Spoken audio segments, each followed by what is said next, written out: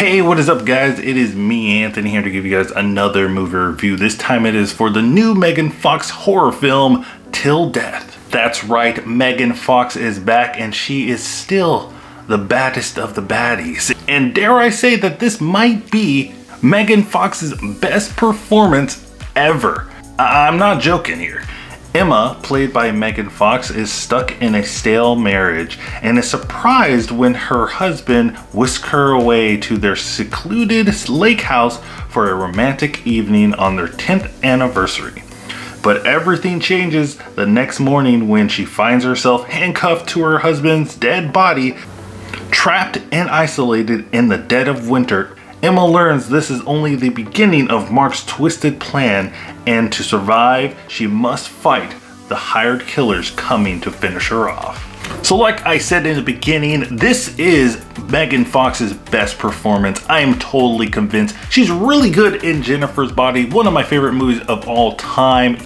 But over the years, I kind of feel weird liking that movie so much, because if you see interviews later on of Megan Fox and how she was treated and how she kind of feels about the film, you kind of feel bad because she didn't really have that good of a time during those years and how the public perceived her. And also I gotta say that we have done a disservice to Megan Fox in the past. I mean, the media was bad to her, and even the fans, the movie fans, I'm gonna call some of them out. They were just really mean to her. But like I've been saying, Megan Fox is going to prove everybody wrong with her performance in Till Death. She just does a good job. I think this is like her perfect role for her, because she kind of has to play somebody that doesn't really care about her marriage anymore and kind of just like doesn't care about her husband, and you know her RBF is really good for this. She just seems really believable. She shows a lot of emotion in this role, and she's not just like, a wooden board like we're used to seeing her. But what I also think helps with her performance is the story. This is just a really interesting and intriguing and unique story that we have here. And I just love the idea of someone having to drag a dead body all throughout this location and trying to escape while there's other people trying to get that person. That's just crazy. Now, is there like some unbelievable moments? We will get to that, yeah, of course, but overall I just had a really good time with this film. And if you watch this channel for a while, you know that I love these kind of films, these isolated event kind of stuff, with one person in one location, or a few people in this case, because there's more than one person.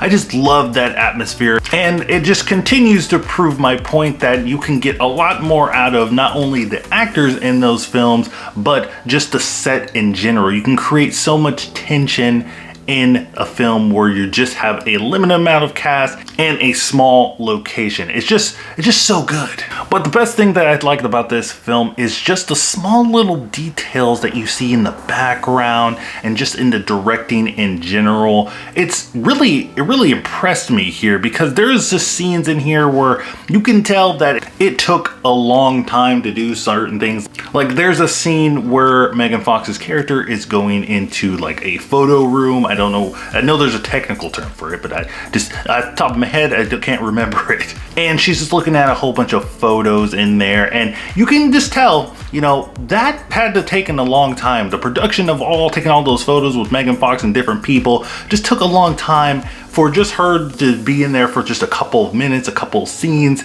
I just love the amount of detail and the amount of time and passion that they took with this film. And I gotta say, guys, I'm keep on saying it, this is Megan Fox in a horror film, and she's really good in it, okay? I don't know how they did it. I don't know why they did it, but I'm so glad that they did. But like I always say, every film isn't perfect, and this movie, while I enjoyed it quite a lot, it might be in my top movies of all time. No, I'm not going that far, but might be my top movies of 2021. There is still some stuff in here that I was like, really? And the main thing is that we have Megan Fox dragging this grown man's dead body around and running away from people, and somehow, she's like a ninja. She's just able to move this body. Megan Fox is a short person, she's about like 5'4", and she's probably not even 200 pounds. So, you know, I was just kind of impressed that she was able to do all these ninja moves and move around quietly while dragging this dead body around. I was just it kind of took me out of the movie a little bit, but you know, not too much, because the imagery of Megan Fox killing men is just so fitting. But overall, guys, I think that Till Death is a must watch. It has my seal of approval that you gotta check it out. It's so good. Megan Fox is really, really good in here. Like I've been saying, it's her best performance in my opinion. And it's just a really good horror film. The story, everything comes together to tell a really nice story that I think you should really check out.